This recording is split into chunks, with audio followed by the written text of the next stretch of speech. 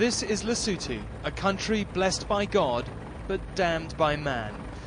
A dawn flight through its lush valleys could hardly be more exhilarating, but its beauty hides a desperate secret. It is a country that needs help, but in which extraordinary things are being done. For 2 months, in the middle of his gap year, Lesotho was home to Prince Harry. He travelled from north to south, east to west, and worked on many projects, amongst them the Mansaze orphanage in Mahali's Hook. Here he got to know a young boy called Mutsu, orphaned by AIDS. Hey! How are you? Hey! Hey! You alright? You alright? Hey? Oh. Good man. Mutsu is 4 and his name means sharp. He's wearing a pair of Wellington boots Harry gave him and from which he refuses to be parted. Yeah, these are the wellies. Does it look cool?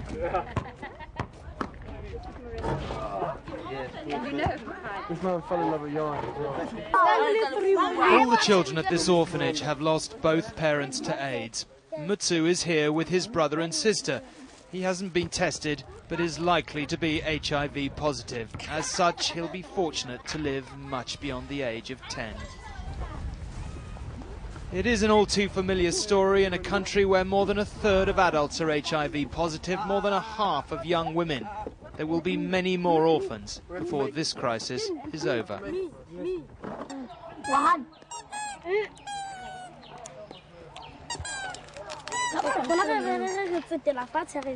Harry worked here for a week at the start of his visit, and it was to here the world's press was invited for a one-day photo call. But away from the media glare, he came back often to see how the children were getting along.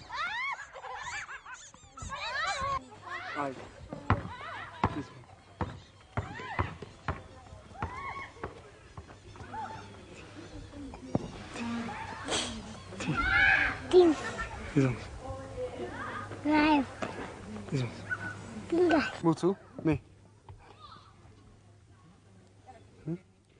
Harry. Yes.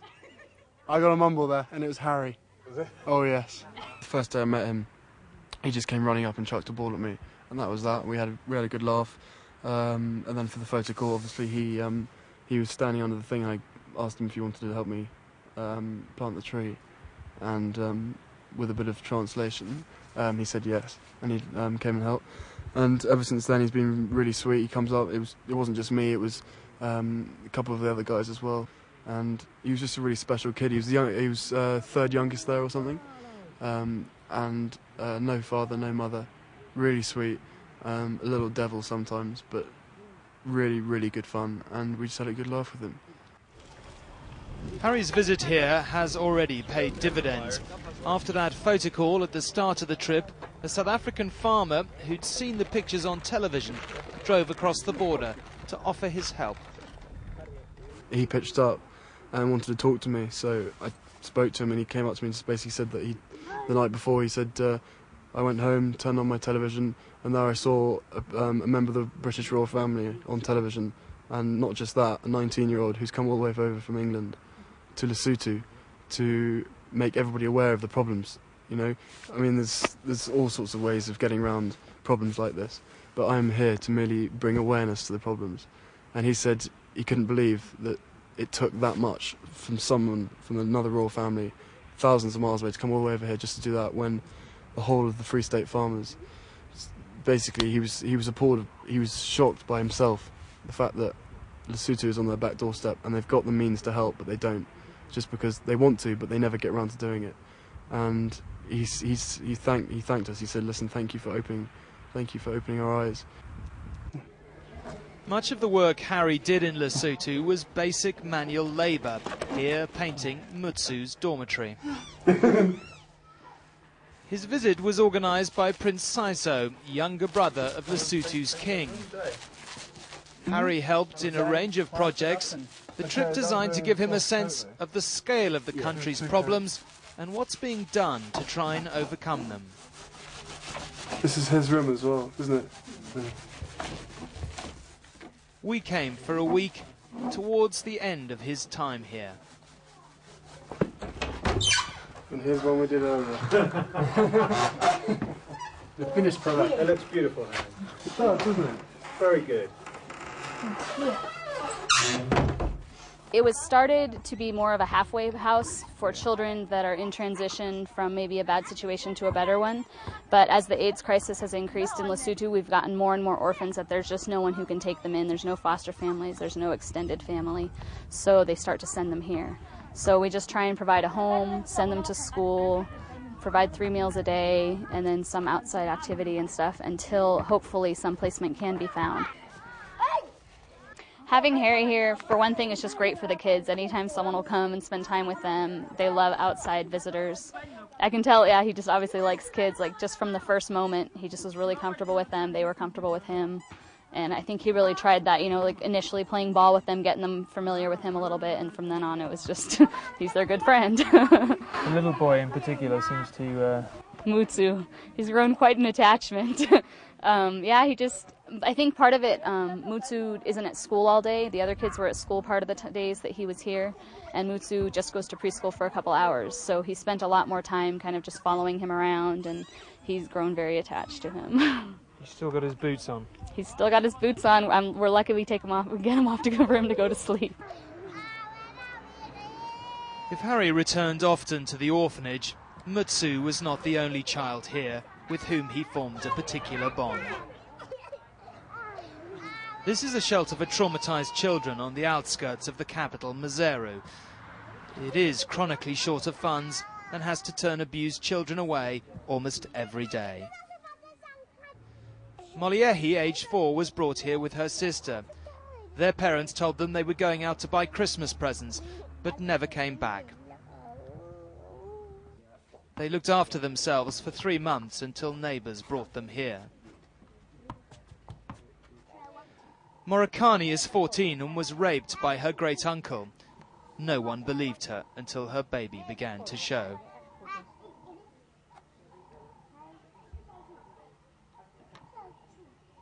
On his first visit here, Harry met Liketsu, a little girl just 10 months old who'd been raped by her stepfather.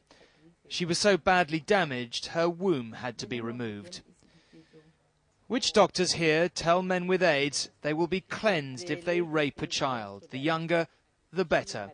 Harry has been back again and again to check on her progress. And worst of it, she opted to cut the Liketsu's toes with a knife. I don't know what went into her head, but that is what she did. Liketsu also she was raped by the stepfather, the man who was staying with the mother. He was about, what, 23,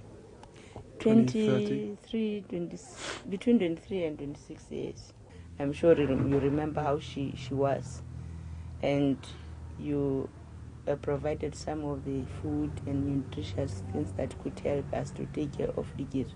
She's much better now, after 3 weeks, and she is really progressing. There's a lot of improvement. She's smiling to you now, isn't she? She is. And the reason why she was raped was because of what witch doctors say? I think that is one of the reasons that there's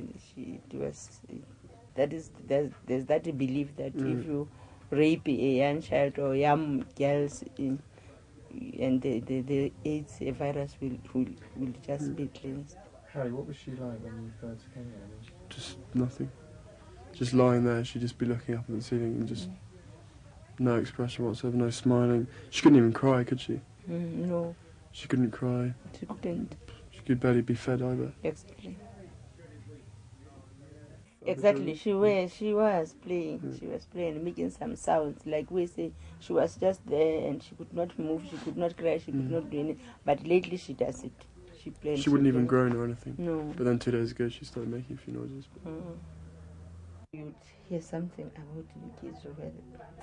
It was really scary. Very scary. It was horrible. I mean, especially the day after when we were actually there, and I saw her, I had her in my arms, and she just couldn't move. She was just there, no expression, nothing at all. No laugh, no smiling, no laughing, no crying, nothing. just completely emotionless. I mean, it almost seems as though she knew what happened. I mean, she's only 8, 9 months. I can't even remember what happened to me when I was that young.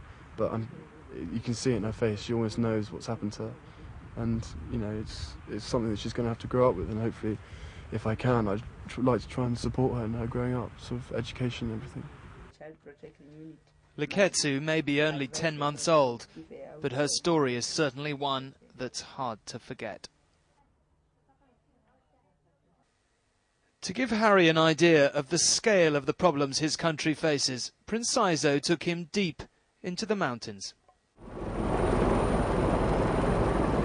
Lesotho is desperately poor. Unemployment runs at 50%, and in order to support themselves, many families send their children up here to the hills to work as herd boys. There are hundreds of thousands across the country living in remote, completely male environments in exceptionally bleak conditions. So yeah, we went to Saizo's post. Looks after his boys really well, clothes them, feeds them.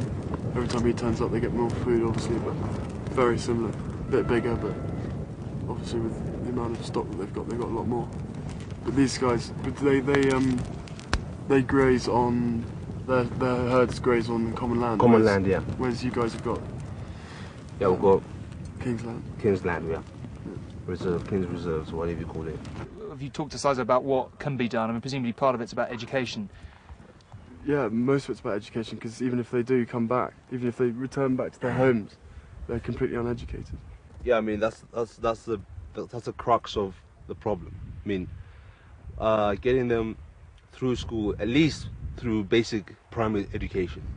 I mean, if that could be done for every single Lesotho child, without necessarily overburdening the families, which are some very, very, very poor. I mean, that's what basically it boils down to poverty. Why they have to hire out these small little boys to be herd boys up in the mountains like this, outside. Harry spoke to one herd boy about HIV and AIDS. Does he know the problems in his country about HIV? I guess now maybe more na handle le limit bomo na le ke le fui dithupelo tse amana le maphelo a gona haholo le fulang le teng hana la HIV and AIDS. A go zo di fu. Empa wena wa tseba re ntwe ding o no utlwa ntse bua ka yo. Ga ntse bua ka yo. Well, he's heard of the problem, but there hasn't been any formal awareness campaign towards them as a group of herders. And does he accept the fact that it is AIDS? Because don't most people in Lesotho refuse to believe it? He says he hasn't actually come face to face with somebody who's contracted the disease, but because he's heard that this is a killer disease, he believes that it is a killer. It was clear that Harry found an escape up here from the pressures of his position back home.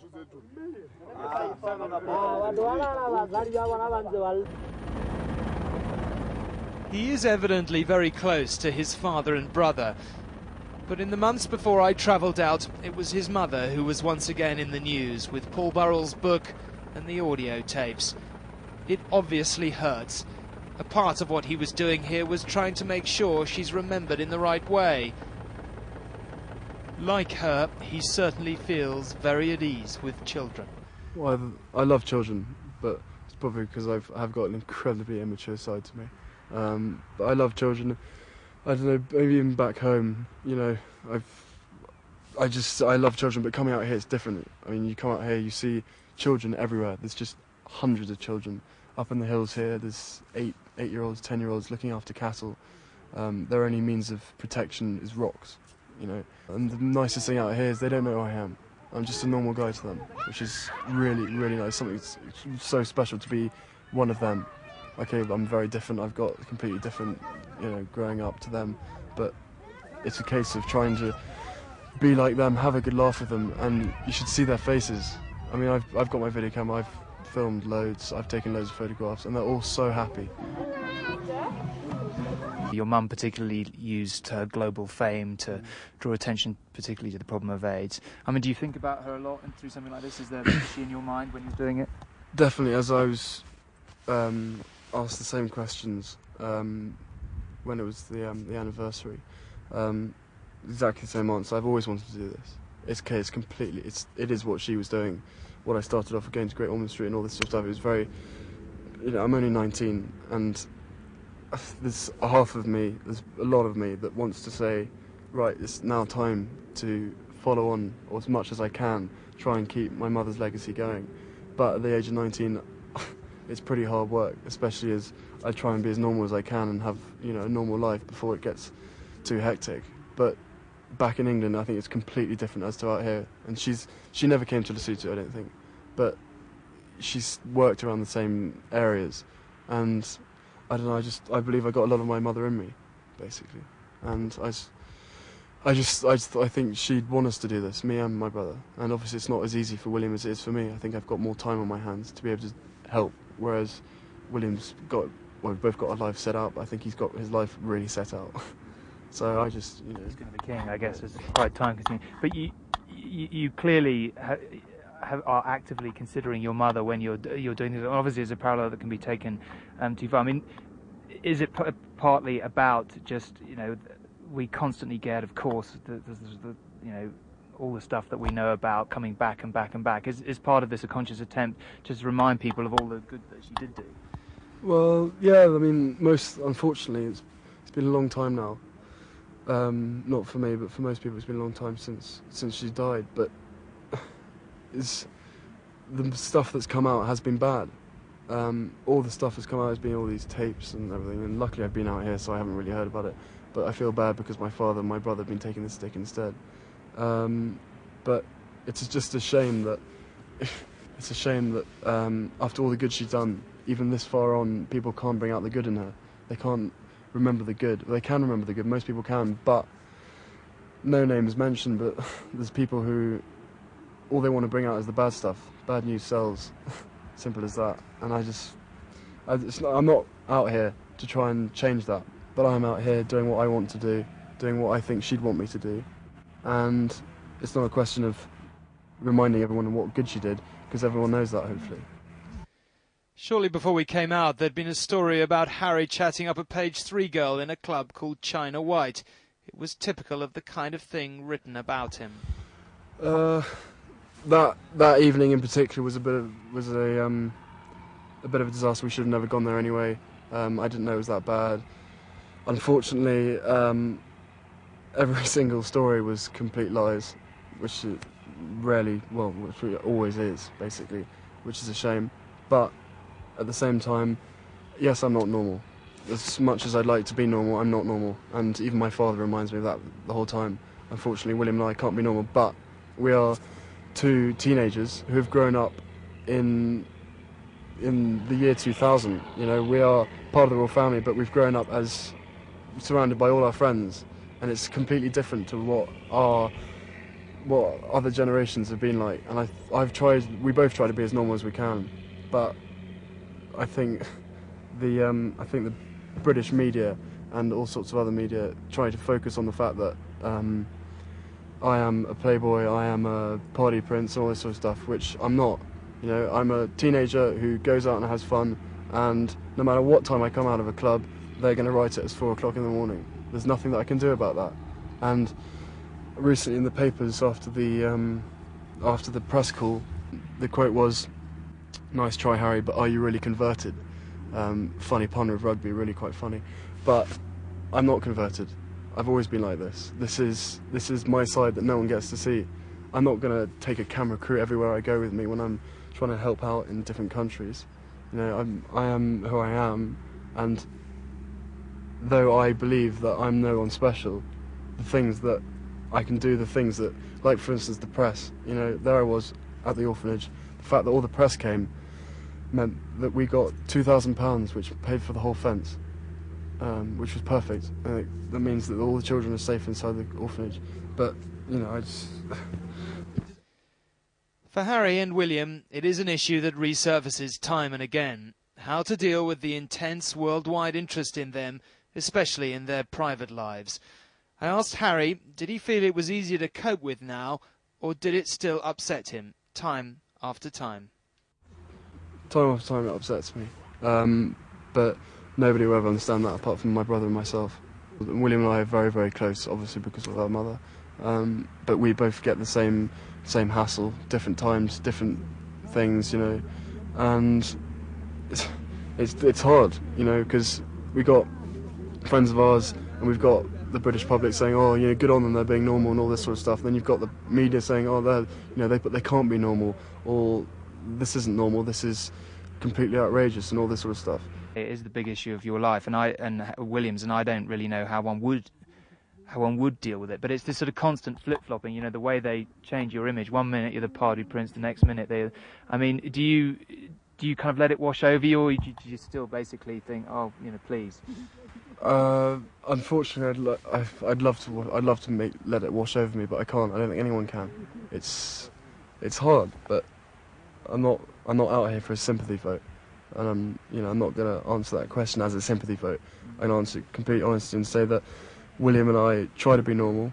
It's very difficult, but you know, we can't. We are who we are, and I feel that now I'm getting to the age when I can make the most of that. Whereas when I was young, I was like, oh, I can't believe I'm this and that. I can't believe I've got to do this and that, you know. And ever since our mother died, everyone recognises you around the streets, and you know, it's all a bit awkward. But you're using it here, and I mean, you know. Yeah, I think as I get older, I can use it like my mother did. You know, she was a normal woman who married my father, and became this Queen of Hearts simply because she used her position basically.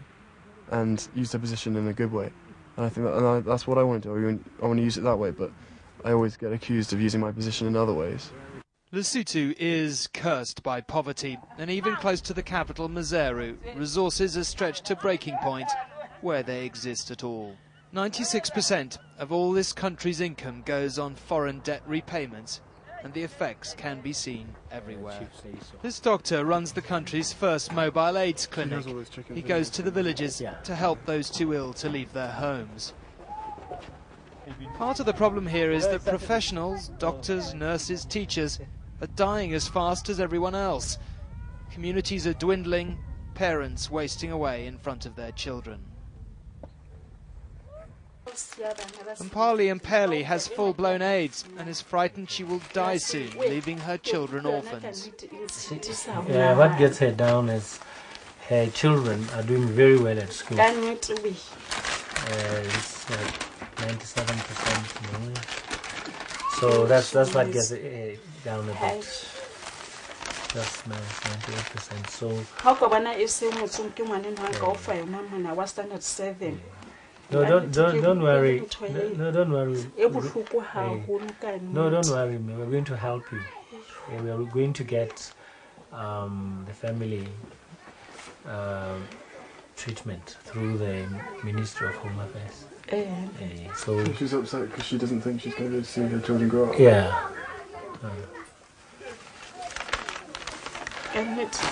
But looking at everything here, she's got a very good chance of getting better. She needs. She should be proud of her children. Yeah, she's very proud of her children. Mpali's husband is a policeman. With luck, she should be given drugs by the state to control the disease.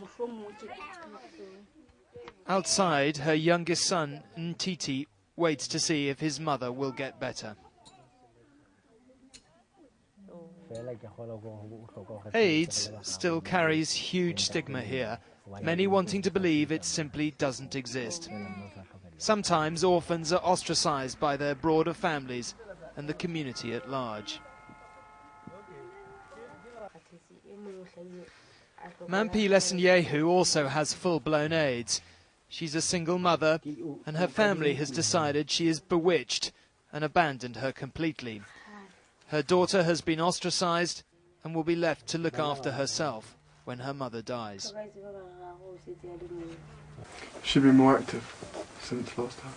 She's been getting around. Yeah, she's getting around, and she's just indoors because it's a bit cloudy.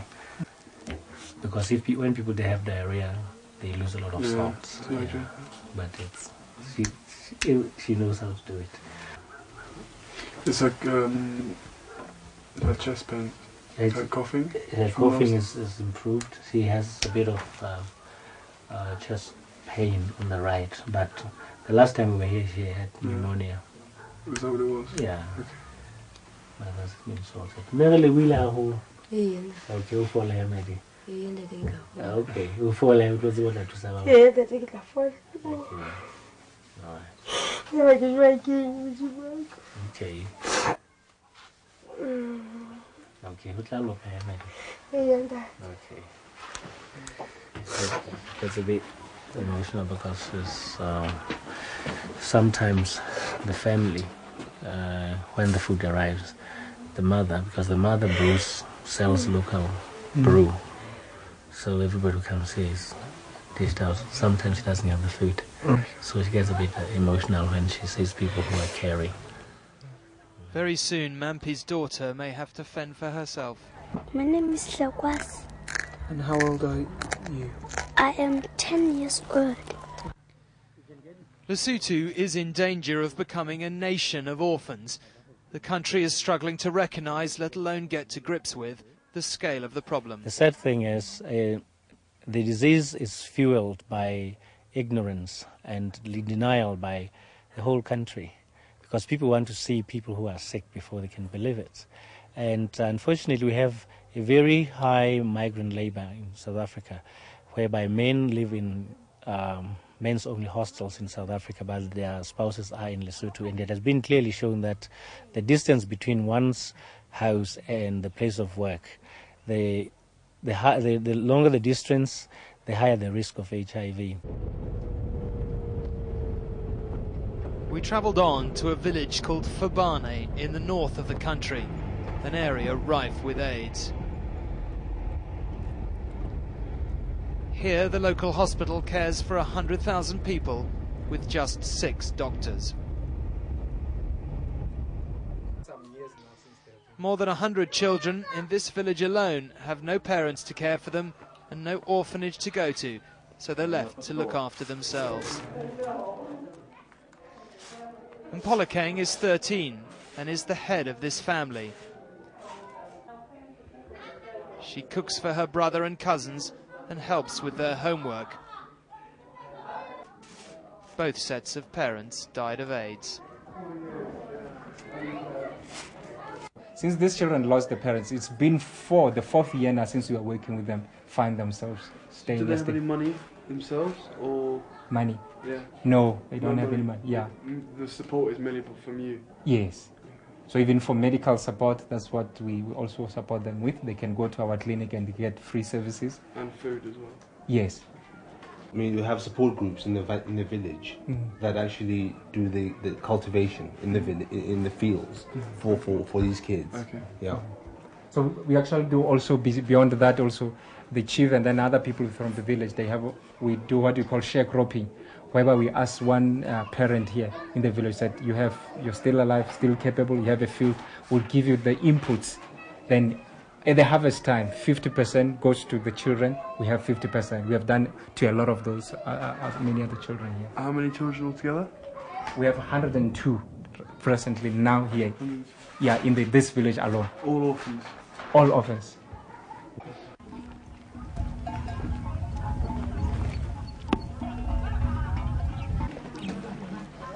Even those children who have parents, or at least one, are not always much more fortunate.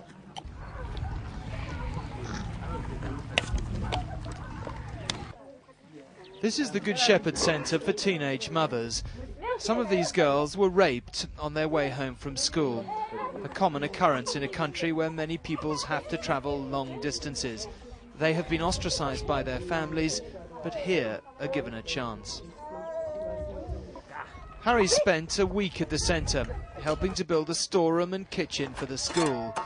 It was of significant assistance to the nuns, who've kept this place going through sheer, dogged determination, with almost no money.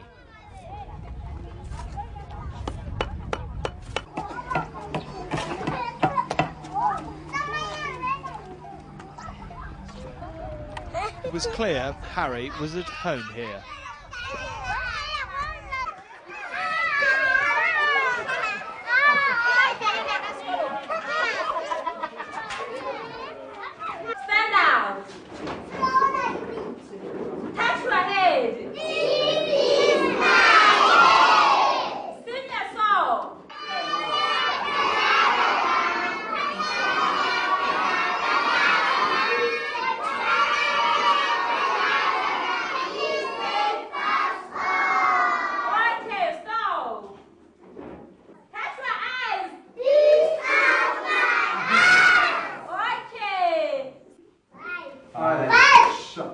This one.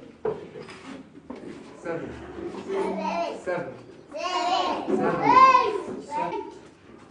Yeah.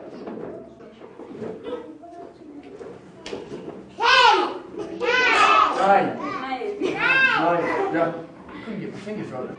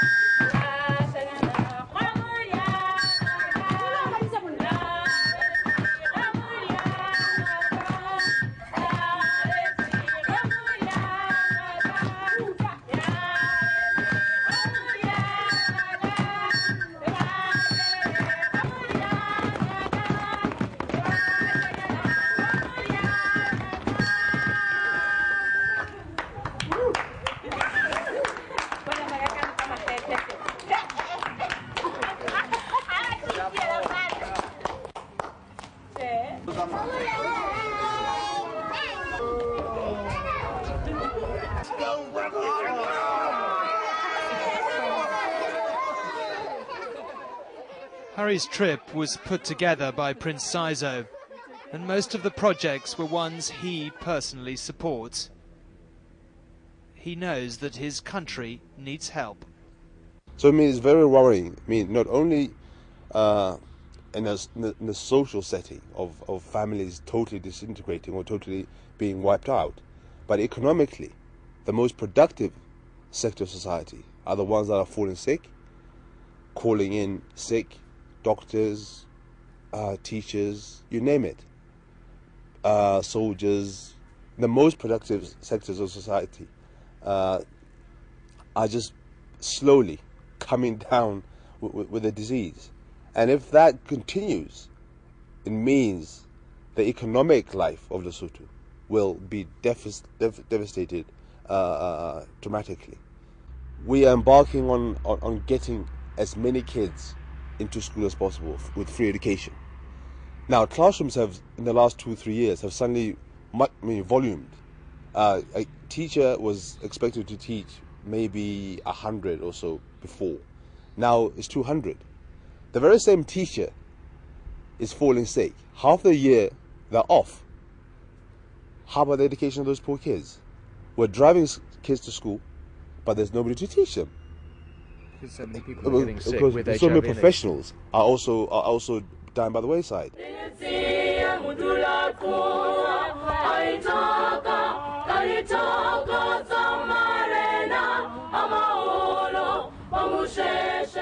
For Saizo, there is only one real question: how to give the country a future.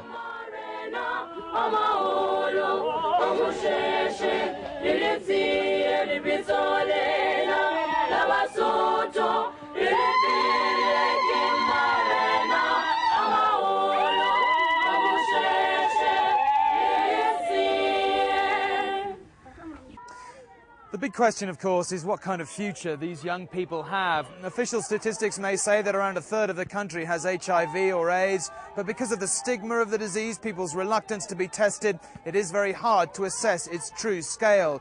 What isn't in doubt is that it's casting a very long shadow, not only over young people, but over the entire future of the country. Harry's purpose here was to raise Lesotho's international profile and help the country raise money. A man born royal and born to global fame is using the power he's been given for the first time.